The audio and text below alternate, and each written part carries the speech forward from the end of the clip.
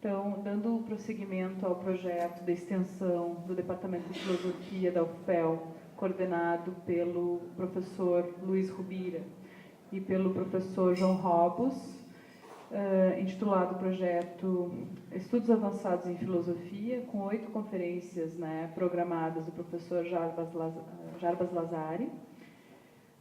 A palestra de hoje, então, Mundo Atlântico e Escravidão Moderna, ou Pensar a Modernidade a partir da Escravidão. Então, eu passo a palavra imediatamente ao professor Jarbas, né, e depois a gente tem um tempo para debate.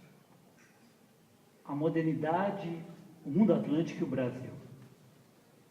Alguns números são interessantes para a gente pensar a dimensão decisiva do tráfico de escravos africanos para as Américas, na configuração da experiência histórica brasileira e da modernidade atlântica.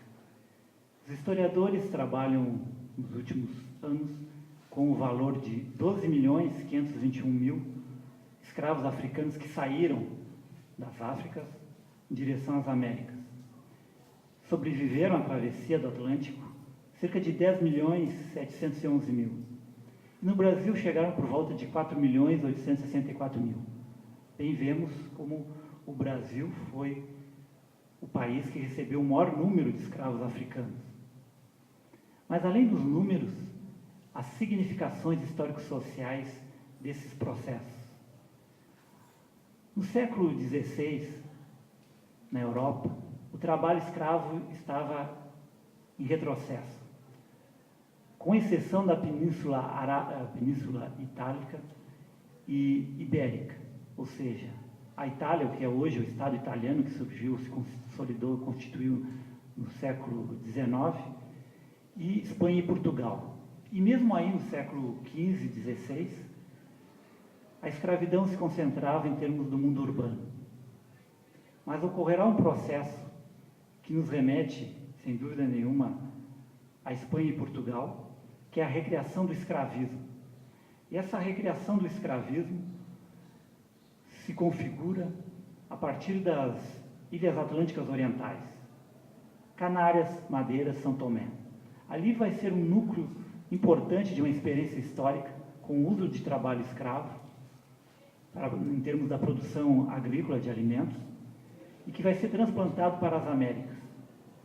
Pensemos do século XVI ao XIX, aonde vai se tramar esse processo histórico. O Brasil, que vai ser constituído e formado a partir daí, ou seja, o Estado Nacional Brasileiro se forma e tem seu núcleo a partir dessa experiência colonial portuguesa. E isso devido ao fato de que o Império Português foi o único, em termos da Europa até o século XIX, quando ocorre a expansão imperialista, que realmente consolidou territórios e domínios na África. Portanto, esse número imenso de africanos escravizados não o poderiam ter sido se não houvesse a participação de grupos africanos, de elites africanas. E o processo da expansão do tráfico de escravos também incentivou a constituição e expansão de estados e verdadeiros estados escravistas na África. Por exemplo, o Reino do Congo.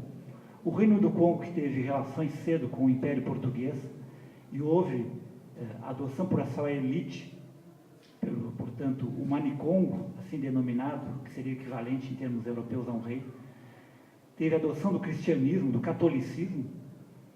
Ele se expandirá em termos de um Estado que vai estar intimamente relacionado com processos de escravização. Portanto, há participação de grupos africanos nesse processo. E há o entrelaçamento com a configuração do mundo europeu em termos dos estados imperiais. O Império Português e Espanhol, sendo o português que realmente tem controle do que hoje é o território de Angola, e depois do Reino do Congo, a África Centro-Ocidental, da onde vem a maior parte dos escravos africanos para o Brasil, chamada África Banto pelos antropólogos. A Espanha, que dependerá geralmente dos portugueses e depois dos ingleses, os ingleses, o Império Inglês, o Império Francês, os holandeses. Portanto, vocês veem que o mundo moderno, o mundo que se configura a partir do século XVI, está intimamente ligado ao tráfico de escravos e aos processos escravistas nas Américas. Porque se há expansão do trabalho não escravo e também do que nós designaríamos o trabalho assalariado a partir dos séculos XV e XVI, na Europa Ocidental, nas Américas, o trabalho escravo será o complemento dessa dinâmica de construção de relações sociais capitalistas. A modernidade, o capitalismo, começa a surgir intimamente ligado com nesta conexão entre, por um lado, a expansão da relação capital-trabalho assalariado da Europa Ocidental, tendo como núcleo a Inglaterra, e, por outro lado, o trabalho escravo nas Américas. E articulado com isso a questão das populações indígenas.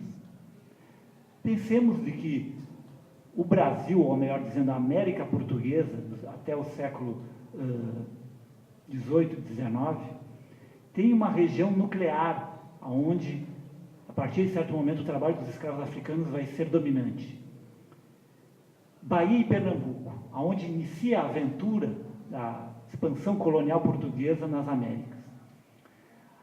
Com a conquista da região amazônica, esta região, assim como o que é hoje São Paulo, no caso de São Paulo até entrando bem no século XVIII, o trabalho escravo, seja através da escravização, seja através de outras formas compulsórias, de trabalho compulsório, terá no indígena uma figura central. Vai ser com a configuração da economia através da extração do ouro, ou seja, isto se dá no século XVIII, a partir de meados do século XVIII, é que se vai se constituir efetivamente, a partir de meados do século XVIII, uma economia tal que haverá expansão da presença do escravo africano em termos não só da Interlândia, ou seja, não só do interior, melhor dizendo, mas também, com o tempo, na própria região amazônica. Ou seja, a predominância do trabalho indígena na região amazônica se dá até final do século XVIII, início do XIX, e hoje São Paulo. Tanto que vocês indo a São Paulo, por exemplo, o português não era a língua dominante, era a chamada língua geral, ou Inhangatu. Isso já mostra que o português vai também ser disseminado pela presença dos escravos africanos, no sentido que ele é uma língua onde, mesmo na diversidade linguística entre esses diferentes grupos que vêm para o Brasil, eles têm o português, que eles vão realmente reinventar. E isso é decisivo em termos da oralidade do nosso português. Tanto que há muita pesquisa já evidenciando que o Kimbundu, uma língua do mundo banto, da África Centro-Ocidental, vai ser decisiva na reinvenção do português. Mas, portanto, essa, vamos dizer, primeira leva da escravidão nas Américas, onde o Brasil vai ser central, ela, na verdade, tem a ver com a expansão desses impérios europeus, o português, eu já falei, o espanhol, e no caso da Espanha, vão ser regiões determinadas, porque vai haver o trabalho escravo,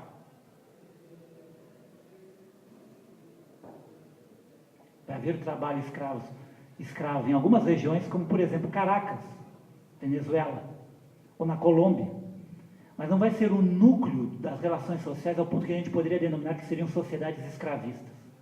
Tanto do total da população de escravos africanos que vieram para a América Espanhola, mais de 1.600.000, grande parte, mais de 800.000, ou seja, mais da metade, se concentrou num período. É o final do século XVIII e meados do século XIX em Cuba. Cuba, realmente, na América Espanhola, vai ser a região que vai se configurar uma sociedade escravista. O Rio da Prata haverá escravos. Em certos momentos, em Buenos Aires, terá de 30% a 40%, no início do século XIX, de escravos africanos e seus descendentes. Mas o núcleo das relações sociais, se nós pensarmos em termos do conjunto do que nós denominamos Uruguai ou Argentina, não nos permite que digamos que existem sociedades aí escravistas, o que não quer dizer que não seja importante a contribuição em termos socioeconômicos e culturais dos escravos africanos e seus descendentes nessas regiões que hoje constituem, por exemplo, o Estado Nacional Uruguai, o Estado Nacional Argentino. Mas a América Espanhola será, ao fim do 18, início do 19, Cuba, sem dúvida nenhuma, uma sociedade escravista. Por outro lado, a América Inglesa também não haverá um grande número ao ponto de nós denominarmos, no caso da América Inglesa continental, que nos remete ao Canadá, a uma região do Canadá, e os Estados Unidos, porque não será ao ponto de serem uma sociedade escravista, porque as relações sociais terão o escravismo como seu núcleo a partir do século, em especial do século XIX. Já a questão holandesa, vocês veem que a Holanda invade o Brasil, invade, no caso, a América Portuguesa no século XVII, 1630. Em 1624 há uma tentativa na Bahia, que é derrotada pelos portugueses. Depois a tentativa de 1630 é vitoriosa, e fica até 1654. E o que os holandeses percebem?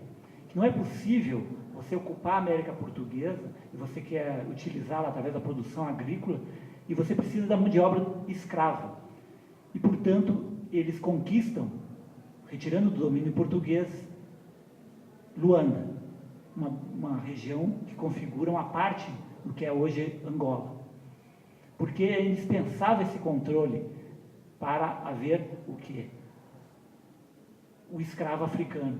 Sem ele não seria possível, não adiantaria o controle das regiões da América Portuguesa.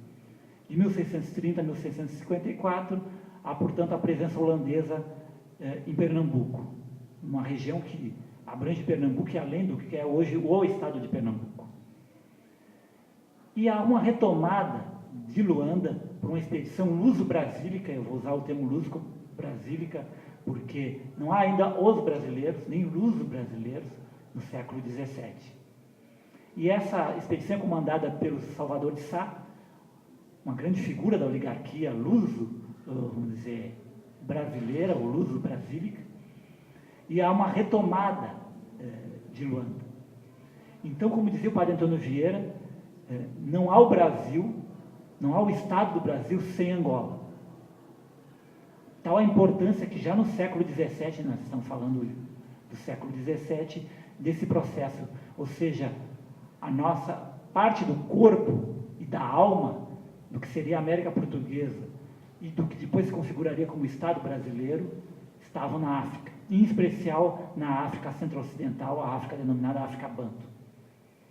Então, nesse primeiro processo da escravidão dita colonial, porque ela é intimamente relacionada com a condição colonial nas Américas, nós estamos falando de colônias e de impérios, o português, o espanhol, o inglês, o francês. E no século XVIII vai haver uma grande proeminência no tráfico de escravos da Inglaterra. Liverpool, que nos remete, é claro, a um grande grupo da história do rock, os Beatles. Liverpool é um dos portos na Europa que é importante, sede como saída dos navios negreiros em direção à África. Porque a expansão do Caribe inglês, da sua produção de açúcar, o açúcar que vai ser um grande produto nesse primeiro momento, nos séculos XVII, XVIII e ainda no XIX, no início como um bem de luxo para camadas determinadas de elite, na verdade, da Europa em expansão de relações capitalistas no século XVII e XVIII, depois um produto realmente para uma produção massiva de mercado maior. Mas então a Inglaterra vai ser, no seu momento de expansão capitalista, um núcleo importante do tráfico de escravos africanos e, portanto, da dinâmica desse negócio, desse processo da escravização, da escravidão colonial nas Américas. Mas se dá também o fato de que, na segunda metade do século XVIII, e eu estou num momento, uma exposição histórica, então estou dando pinceladas diante de inúmeros processos, estou fazendo uma grande síntese, para depois tentar fazer uma análise no sentido dos significados filosófico, políticos e histórico-universais desses processos. O legado daquilo que eu denomino, em termos de um conceito que eu criei, os espectros da escravidão, para a gente pensar a modernidade mundo, ou seja, a modernidade configurada a partir do capitalismo. Mas, portanto, no século XVIII, na segunda metade, nós temos a Revolução da Independência dos Estados Unidos, a Revolução Francesa e a Revolução Haitiana. Imaginemos, e a colônia principal francesa é, então, São Domingo, depois vai se consolidar e constituir como Estado Nacional o Haiti. Essa revolução de escravos desarticula o grande centro produtor, no final do século XVIII, de açúcar, que era São Domingo, depois Haiti. Portanto, aí há uma quebra do eixo. E há também um avanço do movimento anti-escravista contra o tráfico de escravos, contra o processo escravista, esse movimento nucleado na Inglaterra. Como eu falei na palestra anterior, do nosso ciclo aqui, sobre a democracia selvagem plebeia do Atlântico, esse movimento se expande radicalmente contra o tráfico de escravos e contra a escravização. A tal modo que ele vai conseguir que ocorra o final do tráfico de escravos nos domínios britânicos, em 1807. E ocorre isso em 1808 para os Estados Unidos, já então independente. Então vocês veem como ocorre cedo o fim do tráfico de escravos para os Estados Unidos, 1808. Então nós temos então aí essa constelação dessa primeira conjunto histórico, que vai do século XVI até o início do XIX, da experiência escravista colonial. Mas o mais importante, onde eu vou centrar mais o meu foco de reflexão, é a chamada pelo historiador norte-americano Daley Thomish, num livro que foi publicado pela EDUSP em 2012, chamado Pelos Prismas da Escravidão, pelo prisma da escravidão, que denomina a segunda escravidão. A segunda escravidão, portanto, posterior a essa primeira, que é a escravidão colonial, ligada à expansão dos impérios europeus nas Américas. A segunda escravidão é que vai fundar 2 estados nacionais, de forma intensíssima, radical e plena, o brasileiro. O Estado Nacional Brasileiro, a civilização brasileira. E esta cidade aqui. E o Rio Grande do Sul, que não gosta de se assumir como filho da escravidão, mas o foi. Portanto, quando nós falamos enquanto brasileiros, é impossível a gente compreender a nós, se nós não nos compreendermos a partir disto que é o processo escravista, da segunda escravidão, como denomina o Daley Thomish, o historiador norte-americano. Os Estados Unidos, claro, com a escravidão concentrada no sul dos Estados Unidos, mas um detalhe decisivo: a elite norte-americana, boa parte dos primeiros presidentes dos Estados Unidos até a Guerra da Secessão, que vai de 1861 a 65, são senhores de escravos. George Washington, o patriarca, o pai da independência da República Norte-Americana, senhor de escravos. Thomas Jefferson, inclusive há filme sobre essa questão, teve filhos como escravo. Ou seja, as figuras principais, a elite da República Norte-Americana, e nós estamos diante de uma república, outra república escravista, mas agora na modernidade. A anterior, é claro, é a romana. E eu não quis me deter a essa questão, porque o mundo ocidental tem 2 experiências decisivas nessa configuração do mundo clássico, a Grécia e Roma, e em especial Atenas, onde a presença da escravidão mercantil é muito significativa. E há uma discussão sobre isso, ou seja, Cornelius Castoriadis, grande pensador grego-francês, filósofo do século XX, dizia que não era condição necessária e suficiente a existência da escravidão em Atenas para que houvesse a democracia direta ateniense. Isso é verdade, mas só que ele esquece, e aí Pierre Delmarquet, um importante historiador francês, explicita bem isso. Não é possível compreendermos o limite dessa democracia direta ateniense se não nos remetermos a essa condição, a condição do escravo em termos mercantis que ocorre em Atenas e outras cidades-estado do mundo grego clássico. Em termos da Roma republicana e do Império republicano e da Roma imperial, então, a presença escravista é intensa. Mas qual a grande diferença com relação a essa escravidão que nós estamos nos detendo? É que essas escravidões não estão imantadas com o mundo moderno. Um mundo a partir do século XVIII, surge um movimento, como eu citei agora, escravista, fortíssimo na Inglaterra e em menor nível na França e depois nos Estados Unidos, um movimento que questiona a escravidão. ao Iluminismo, século XVIII, à Revolução Norte-Americana, de 1776, à Revolução Francesa, à Revolução dos Escravos, a única revolução de escravos vitoriosa na história da humanidade, a Revolução Haitiana. Portanto, estamos aí às portas da segunda do que o Daley Thomas chama de segunda escravidão. É o momento também da expansão da Revolução Industrial. O capitalismo industrial está surgindo no final do século XVIII e início do XIX. Começa a surgir um proto-operariado, um movimento plebeu radical na Inglaterra, mas também na França. A democracia selvagem plebeia do Atlântico, como eu denominei na palestra anterior do nosso ciclo. Esses processos todos vão fazer com que, como eu disse há pouco, ocorra o fim do tráfico de escravos em 1807, em termos do domínio britânico. O Caribe britânico, acaba-se o tráfico de escravos para ele, acaba-se a escravidão Jamaica e outras regiões, territórios do domínio britânico na década de 30, 1830, 31. Na década de 30 acaba a escravidão no domínio britânico nas Américas. Mas há uma expansão aonde? Quais são os centros? A América Espanhola começa a ver as independências também no século XIX e o fim paulatino da escravidão ao longo da primeira metade do século XIX. Mas Cuba, há a grande expansão. Desarticula-se o grande centro produtor do fim do 18 do açúcar, que era o que hoje o Estado haitiano era São Domingo, domínio do Império Francês. Essa revolta de escravos vira uma revolução, derrota o exército inglês, derrota o exército napoleônico, ou seja, eles derrotaram os mais importantes exércitos do mundo, então. É uma epopeia militar extraordinária essa revolução. É imperioso e estranho, isso não é tão estranho, isto tem um sentido histórico que se oculte. O pensamento filosófico ocidental pensa em termos da filosofia política, pensa a Revolução Francesa, pensa a Revolução Norte-Americana, mas oculta a Revolução Haitiana. Claro, não é à toa que oculte. São escravos africanos, são escravos negros. Realmente a filosofia ocidental subterraneamente confessa seu racismo, a incapacidade de levar em conta algo feito por escravos africanos. Imaginem, escravos africanos e seus descendentes derrotaram o exército inglês e o exército de Napoleão. Realmente é demais para a filosofia ocidental.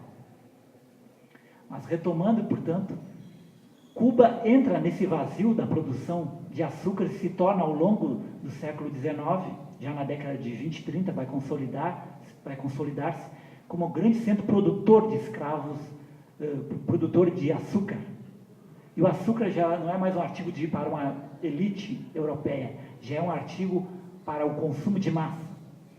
E combinado com o açúcar, nós que adoramos o cafezinho, o Brasil vai montar, que será o grande momento da expansão do escravismo. Claro que continua havendo um polo ligado ao açúcar, no Nordeste. Há no norte do Rio de Janeiro, Campo de Goytacazes, o açúcar. Também há um momento no século XIX, a região de Campinas. Mas o núcleo do escravismo, a partir da década de 20 e 30, é o complexo do Vale do Paraíba. Rio de Janeiro, depois expandido para São Paulo, pegando também um pouco de Minas e um pouco menos do Espírito Santo. O Vale do Paraíba, o Rio do Paraíba, Rio Paraíba. Ali o café será o senhor. Ali o café será o fundador e o elemento que dará os fundamentos políticos sociais do Império Brasileiro e, de certa forma, da civilização brasileira. Não esqueçamos que é uma coleção coordenada pelo historiador Sérgio Buarque de Holanda, pai do Chico Buarque, um dos mais importantes historiadores do século XX brasileiro, chamada História Geral da Civilização Brasileira. Porque para o Sérgio Buarque, o Brasil era uma civilização, e uma civilização fundada a partir das relações modernas escravistas. Mas, por outro lado, se há o café, se há a expansão enorme da escravidão nucleada a partir do café, há as zonas periféricas da escravidão. Há o açúcar, como eu falei há pouco, e há o charque, a charqueada. O charque como elemento para a alimentação dos escravos e para a população pobre, livre e liberta. Pelotas é o coração da economia sul-rio-grandense. É o centro da escravidão no sul do Brasil. açúcar, Cuba, café, nessa expansão nuclear no Vale do Paraíba, Brasil, algodão, sul dos Estados Unidos e núcleo das relações socioeconômicas e políticas da República Escravista Norte-Americana. O algodão é extremamente importante no final do XVIII e durante o século XIX, porque ele é matéria-prima básica para a indústria têxtil, que é o início da expansão da economia industrial capitalista inglesa. E nuclear também para a própria economia dos estados do norte em expansão industrial do capitalismo norte-americano. Então nós vemos aí um tripé nessa segunda escravidão, nucleados no café, no Império Brasileiro, um império que se quer constitucional, a República Escravista moderna, estamos no mundo pós-iluminista, no mundo do iluminismo do fim do XVIII e do século XIX, e estamos numa colônia do Império Espanhol, que é Cuba. E mais um elemento, se os Estados Unidos acabou com o seu tráfico de escravos em 1808, e ele mantém sua escravidão até a Guerra de Secessão, 1861, 1865, ele faz esse processo escravista se reproduzir de modo doméstico, ou seja, de tal modo que ele dá uma atenção às condições de vida e trabalho do seu escravo para reproduzir seu plantel de escravos, porque ele não tem o fluxo do tráfico de escravos, como tem Cuba, domínio do Império Espanhol, e como tem o Brasil. Mas só que devido a tratados internacionais, a pressão da Inglaterra, que então propugna pelo fim do tráfico de escravos, luta intensamente, usa seu poder militar, sua grande armada, o Império Brasileiro, em 1831, define um tratado e uma ordem legal, a partir do qual teria que acabar com o tráfico de escravos. Só que um arranjo político-social faz com que, a partir de 1831, e com maior intensidade a partir de 1834-35, o Império Brasileiro receba nesse período, de 1831 até 1850-51, de forma ilegal, portanto, a partir de 1831 até 50-51, um período então de 20 anos, mais de 740 mil seres humanos ilegalmente. Pensem bem, a expansão da produção do charque se dá na década de 50 e 60. Provavelmente a maior parte dos trabalhadores escravos, portanto, estão ilegalmente. Ou seja, a maior parte dos escravos africanos, seus filhos e netos, entraram ilegalmente porque eles entraram, a boa parte, a partir de 1831, quando já há uma determinação legal do Império Brasileiro, acabando com o tráfico de escravos da África para cá. Mas eles entraram. Nós somos então, surgimos como um Estado nacional negreiro, um Estado pirata, que não cumpre suas próprias leis. Não é uma questão de uma visão, de uma crítica a partir de hoje, mas a partir daquele ordenamento legal, não poderia haver o tráfico de escravos da África para o Brasil. Mas ele ocorre.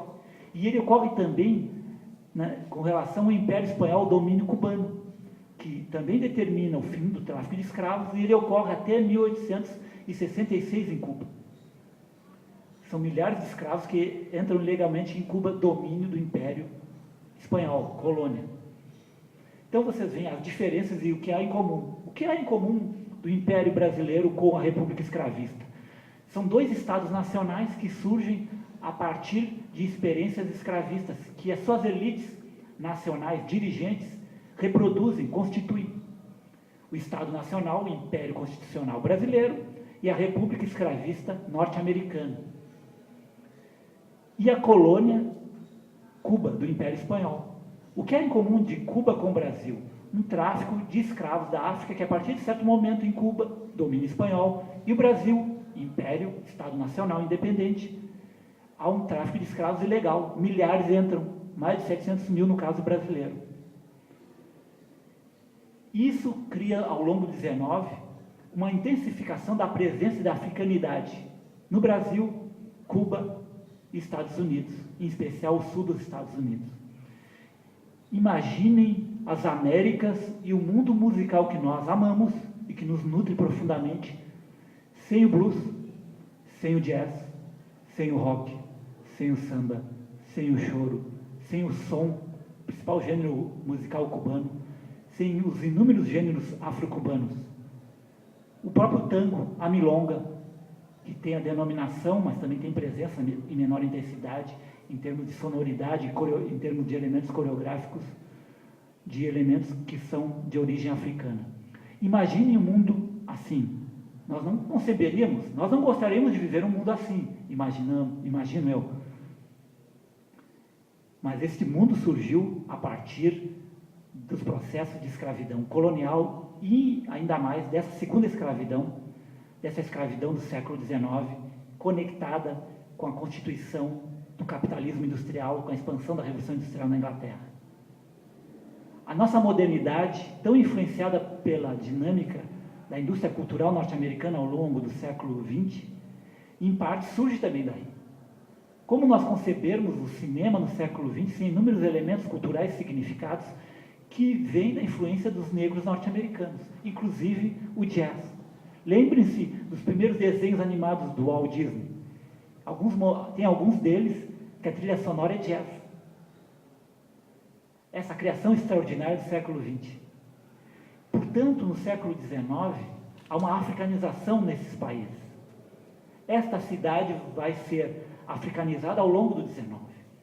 Ao longo do XIX, já na década de 10 e 20, uma presença intensa com a expansão da produção do charque, tendo como grande centro consumidor o Rio, e o seu auge na década de 50 e 60 terá como um grande centro consumidor Pernambuco e Bahia, ou seja, os portos de Salvador e Recife, e também o Rio de Janeiro continua sendo, mas aí já a partir da década de 60 há o conflito, vamos dizer, socioeconômico com os saladeiros do Rio da Prata, ou seja, Montevidéu e da Argentina, Uruguai e Argentina, e eles com melhores pastos têm uma carne melhor, portanto têm melhores condições, enfim, para competir com as charqueadas.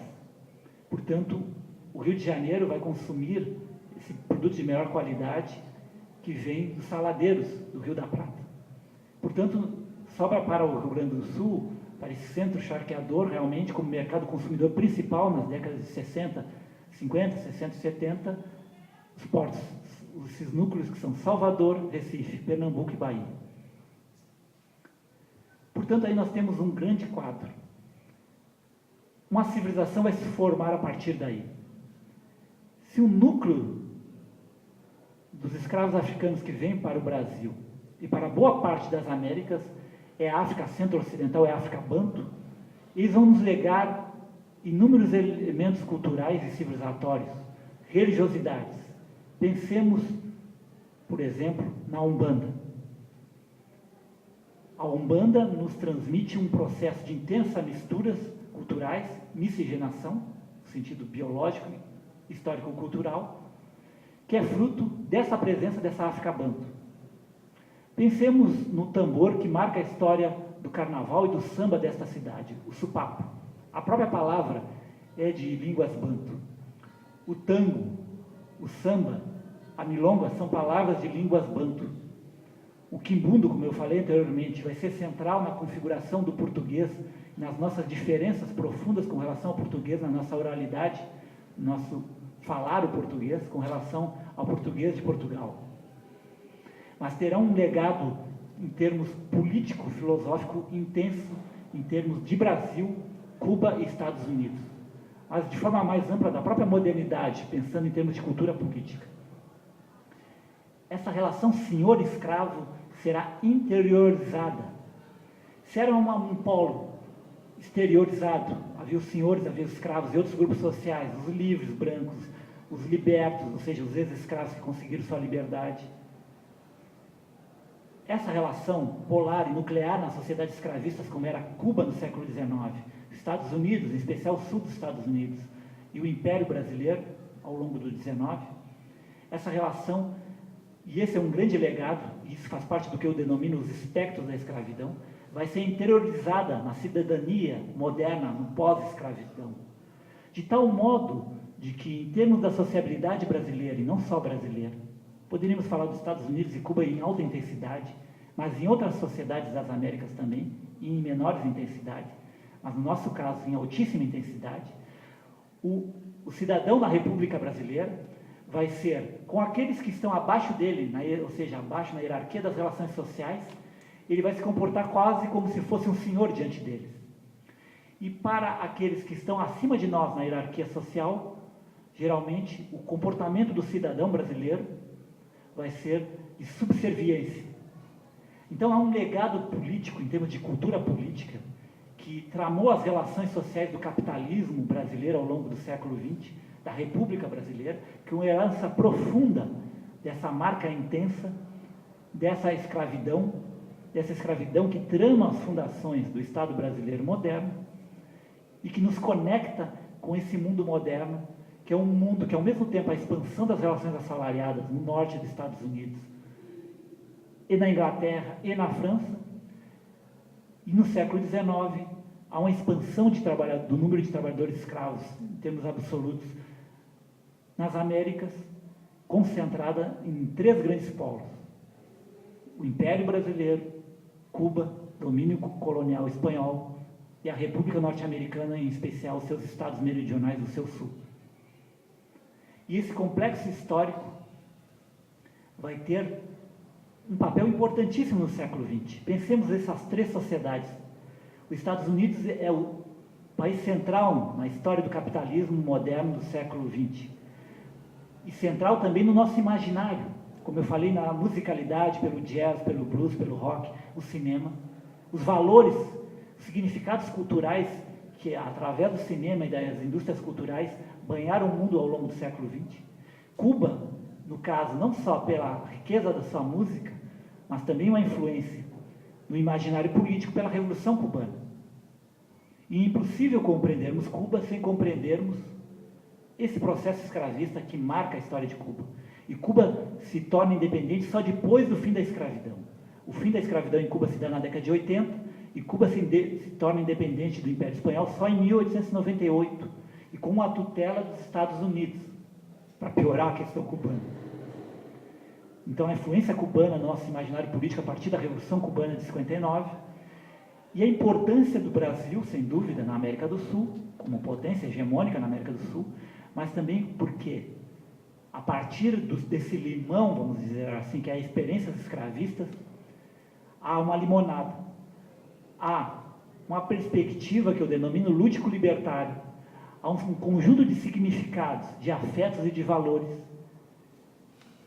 que são nucleados a partir dessa herança banto, da África banto, num processo de trocas, negociações e conflitos culturais com os legados lusitano, indígenas e outros europeus, mas com a influência intensíssima lusitana e dessa África banto, num processo que é uma verdadeira alquimia cultural, uma amálgama cultural, histórico-cultural, onde vai surgir uma poética da política, uma contracultura popular, urbana e rural, mas intensamente mais urbana, que vai questionar isto que vai se tornar central a partir do fim da escravidão, que é o elogio ao trabalho assalariado.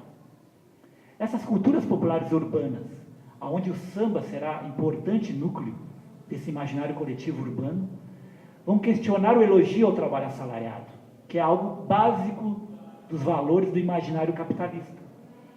Então, a questão do malandro, da malandragem, que não vai ter somente esse significado, vejam bem, no meio desse processo da configuração de sociabilidades, vou usar esse termo, sociabilidades da malandragem, em várias cidades brasileiras, como Pelotas, Rio Grande, Rio de Janeiro, Porto Alegre e tantas outras cidades, o próprio São Paulo, Salvador, Recife. Essas cidades do Atlântico Negro brasileiro em especial, mas não só nelas, onde se configura esse imaginário da malandragem, vai haver também elementos onde a mulher, por exemplo, dentro dessa sociabilidade da malandragem, onde a mulher muitas vezes vai ser, alguns grupos das mulheres mais pobres, prostitutas ou não, vão ser, vamos dizer bem claramente, manipuladas, utilizadas por figuras como esses malandros. E isso às vezes é explícito até você estudando os sambas na década de 20 e 30. O malandro utiliza as mulheres como um cafetão. Isso ocorre. Um exemplo no Rio, a Zona do Mangue, famosíssima na década de 20 e 30 no Rio de Janeiro, e que ficou no imaginário popular do Rio de Janeiro e é idolatrada em vários sambas também. Mas, por outro lado, eu digo um lado que a gente pode e deve criticar dentro dessa configuração do imaginário do malandro e da malandragem, há um outro elemento importante, que é um legado dessa relação social. Como parte da população, parte, não toda, entra em condições desvantajosas com o fim da escravidão, no mundo do trabalho assalariado, vai viver de biscates, vai ter que se virar. E nesse processo de viração, vai se configurar uma crítica, muitas vezes explicitada em sambas, e às vezes implícita nas sociabilidades cotidianas, uma crítica à sociabilidade do capitalismo moderno, ou seja, a sociabilidade centrada no culto ao trabalho assalariado. Nós, para vivermos, temos que trabalharmos. Temos que nos virarmos no sentido do trabalho moderno assalariado. Tanto que você, quando quer ofender alguém, ou cutucar alguém, brincando ou não, você não vai dizer, você é um servo do Estado.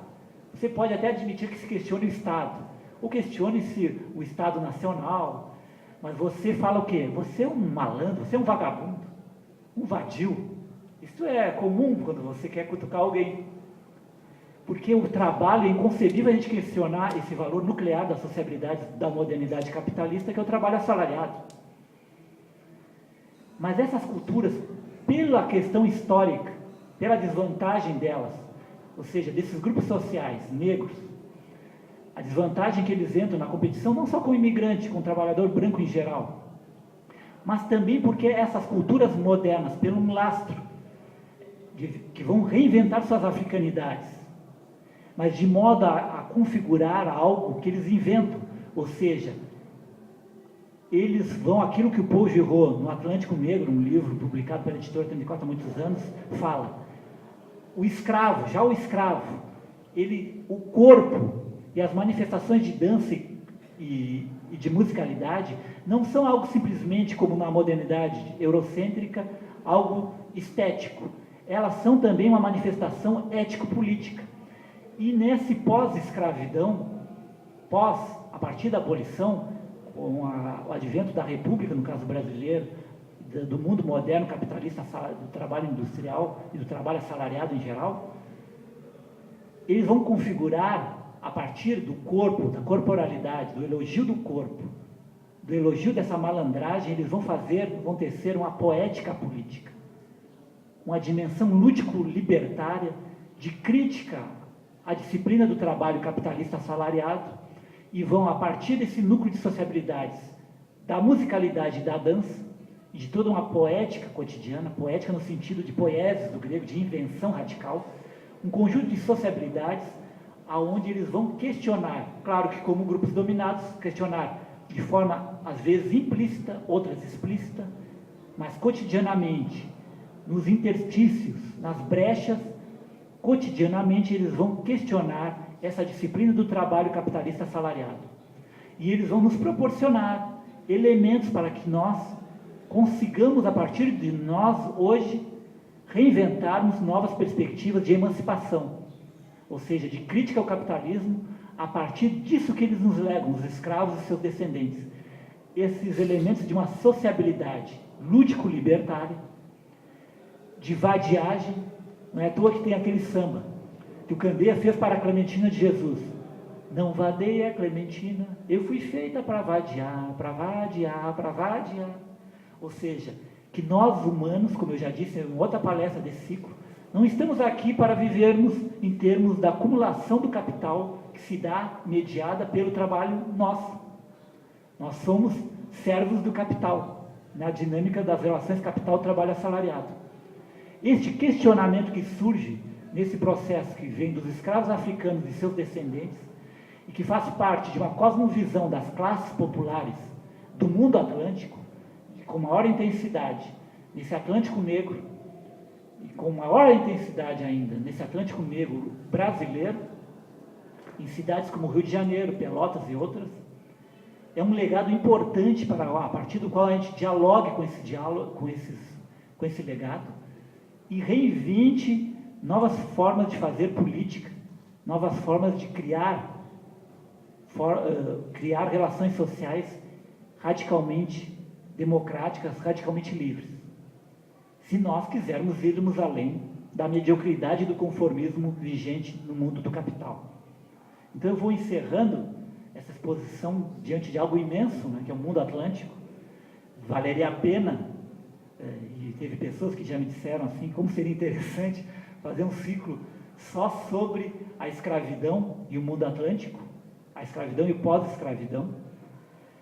Mas aqui então eu fiz uma sintetização radical, e eu peço desculpas a vocês e a todos que estejam ouvindo a gente, vendo a gente, porque eu fiz uma síntese radical de processos seculares e de uma intensa criação que tem a ver com o núcleo da nossa vida, ou seja, o que é ser brasileiro, o que é ser alguém que vive, se forma nessa cidade, Pelotas,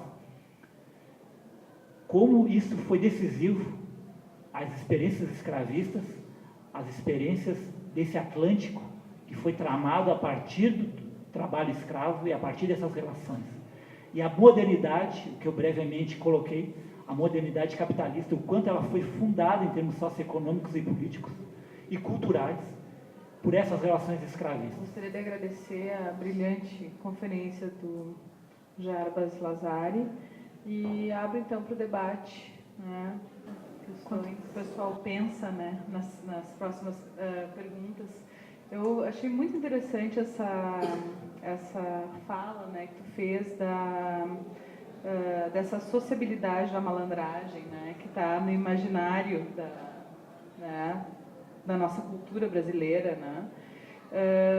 E eu gostaria que tu abordasse um pouco mais, assim, eu não entendi muito bem, assim, o ponto, né, de uma dimensão, assim, ético-política, né? Porque o brasileiro, assim, tem esse lado, né, pejorativo, né, por um lado, que o brasileiro ele gosta de sair digamos, das seus problemas, né, a partir da tentativa de burlar o sistema, de burlar a lei, e aí tu coloca bem, né, que isso foi já um problema, né, a origem do problema está nas experiências escravistas impostas pelos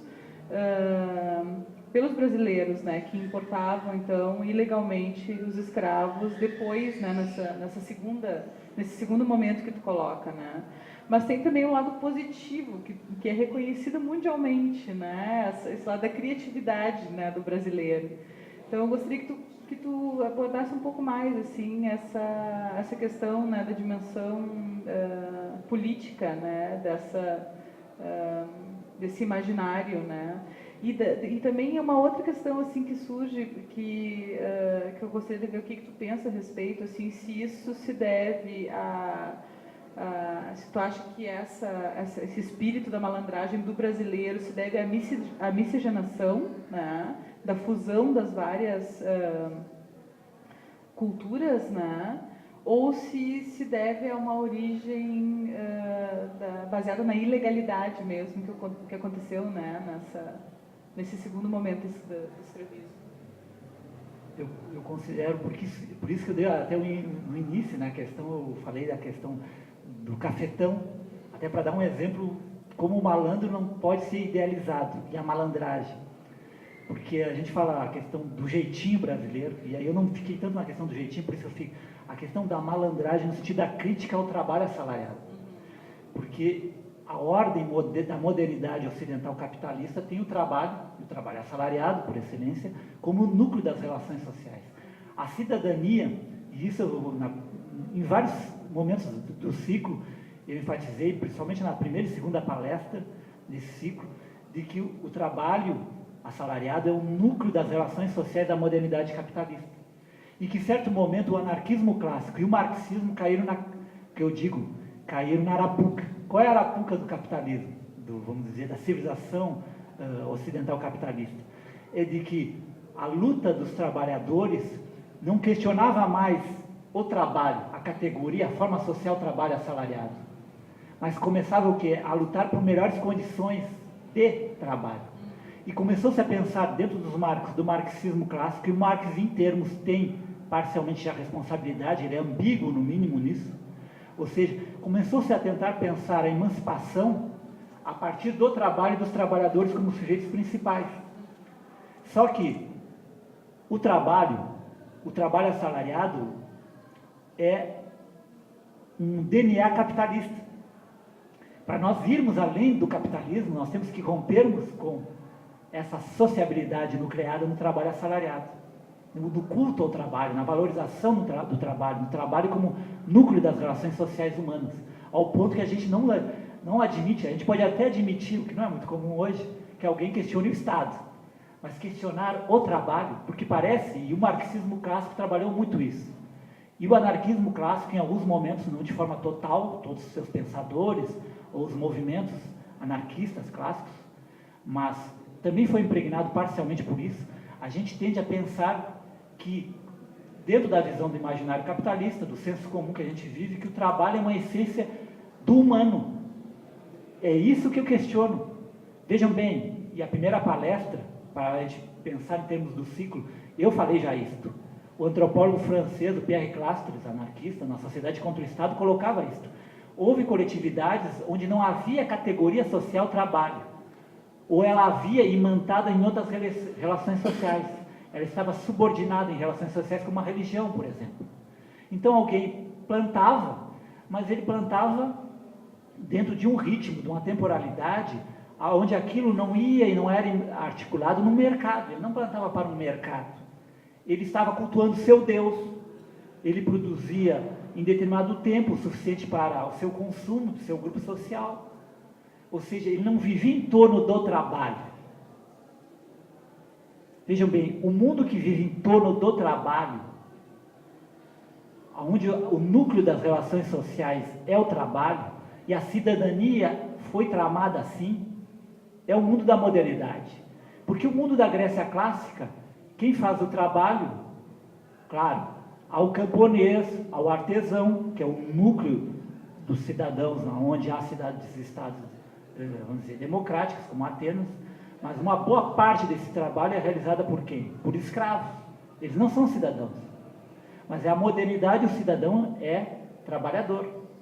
Então, a cidadania e o trabalho foi um processo histórico, enfim, aonde os trabalhadores foram incorporados ao imaginário capitalista, e aonde esse imaginário capitalista, essa realidade capitalista foi transformada, sem dúvida nenhuma. Houve conquistas, mas conquistas dentro de um limite onde o capitalismo não foi ultrapassado. Para nós ultrapassarmos e pensarmos além do capitalismo, além da democracia representativa capitalista, nós temos que questionar essa relação social fundante que é o trabalho assalariado moderno. Por isso, essa ética da malandragem, e aí tu levanta a pergunta, ela realmente é muito mais ligada ao viver nessa brecha, a essa, vamos dizer, por isso que eu enfatizei, principalmente após o fim da escravidão, onde o trabalhador pobre, negro em especial, tinha uma desvantagem pelo próprio racismo institucionalizado. Ele tinha uma dificuldade para o emprego formal.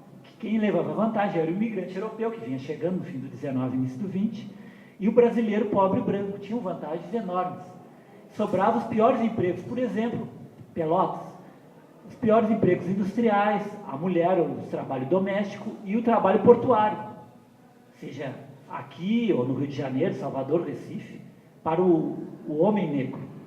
Então a viração, os mais diversos biscates, isso é constante, mas isso é articulado com o fato de que essa cultura popular, nesse diálogo, no caso nosso, do Atlântico Sul, onde houve o domínio português, vamos dizer, o diálogo da cultura portuguesa com essa cultura de raízes africanas, em especial dessa África Banto, da África Central, diante da experiência da escravidão, o que em outras experiências, a música e a dança, por exemplo, vai ser só uma questão estética da arte pela arte, aqui, como diz o Paul Gilron no Atlântico Negro, isso vai tomar um sentido ético-político, já com o escravo. A dança para o escravo não é só a memória dos seus, mas é uma forma de resistir e afirmar sua humanidade diante do senhor de escravo. E mais, para o seu descendente depois do fim da escravidão, vai ser uma forma reinventada, claro, vai ser uma África já brasileira, vamos dizer assim, mas vai ser uma forma de, diante da disciplina do trabalho assalariado, de afirmar também essa humanidade. Afirmar sua humanidade diante da expoliação do trabalho assalariado. Você sai do domínio do trabalho escravo para o mundo da modernidade capitalista industrial, do trabalho assalariado. E uma forma de expressar-se enquanto ser humano e de afirmar também uma certa continuidade com relação aos seus ancestrais. É um diálogo, uma reinvenção, algo que é muito forte nas culturas africanas em geral, e em especial nessa cultura que veio a maior parte dos escravos africanos para cá, de Angola e do Congo, do antigo Reino do Congo, da África Banto, que é o diálogo com os ancestrais, algo que é muito forte, por exemplo, na Umbanda. Então, por exemplo, numa roda de samba, muitas vezes aquela história da presença, você está ali, de certa forma, dialogando com algo que é o invisível visível, ou o invisível que está presente, que é o quê? Os ancestrais, o tambor como, na maioria das línguas banto, nigoma, ou seja, o tambor remete à ancestralidade, aos ancestrais. Então, esse diálogo com os ancestrais também entra aí. E essa ética da malandragem, esse significado ético político, também tem tanto esse sentido pela experiência da escravidão, ou seja, a corporalidade, a dança e a música, algo que está para além, noutra esfera do trabalho escravo, mas também depois, com o fim da escravidão, diante dessa marginalização do mundo do trabalhador negro, pobre e negro, ele, diante desse legado, ele o reinventa também. Reinventa diante da precariedade, desse mundo do biscate, e ele reafirma, vamos dizer, essa ideia, esses valores, esses significados que remetem à malandragem, à vadiagem, que, como eu digo, eu estou aqui pensando em termos de um significado. Claro, eu estou apostando que a gente deve pensar e dialogar com um significado. Como eu disse antes, a malandragem e o malandro tem outros significados, como também tem o da opressão da mulher, o cafetão. Vários sambistas negros, na geração que inventou o samba urbano moderno, na década de 20 e 30 no Rio, o Baiaco, Brancura, onde Ismael Silva também fazia parte, alguns exploravam, por exemplo, as mulheres, alguns. Isso é uma dimensão outra do agir dos malandros. Faz parte da história, vamos dizer assim, a história ampla do que a gente poderia denominar a sociabilidade da malandragem, em termos de Brasil. Só que eu estou dizendo que isso é uma dimensão, mas há outras dimensões. E eu estou aqui enfatizando, é claro, significações sociais, coletivas, anônimas, que tem a ver com esse legado do que eu denomino lúdico libertário, ou seja, significações, sociabilidades cotidianas desse mundo popular, urbano, mas também rural, mas em especial popular urbano, filho da escravidão africana nas Américas, em especial no Brasil, que criaram o que eu denomino uma dimensão lúdico-libertária, ou seja, que questiona esse culto cotidiano do capitalismo, e que nos domina ainda hoje, é óbvio, ao trabalho moderno assalariado. Por isso que eu acho que esse é um legado que vale a pena para uma esquerda que queira se reinventar. E aí, como pensador de esquerda, libertário, eu trabalho muito nesse sentido, de pensador de esquerda libertário brasileiro e sambista. Então, o fato de eu ser sambista está no centro dessa história. Ou seja, tudo isso aqui é, em parte, claro, não é redutível a isso, mas é indissociável da experiência de alguém que é filho de Pelotas, filho de um Brasil intensamente fundado historicamente a partir da escravidão. E, claro, o fato de eu ser um sambista e um pensador de esquerda libertária. Se eu fosse só um sambista e se não fosse um pensador libertário, é claro que eu não juntaria isso.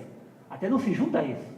Podem ver, os pensadores do samba, os intelectuais sambistas, como o Ney Lopes, que é um grande sambista, compositor, e outros pensadores do samba, Muniz Sodré, geralmente não enfatizam, como eu enfatizo, não levantam essas questões.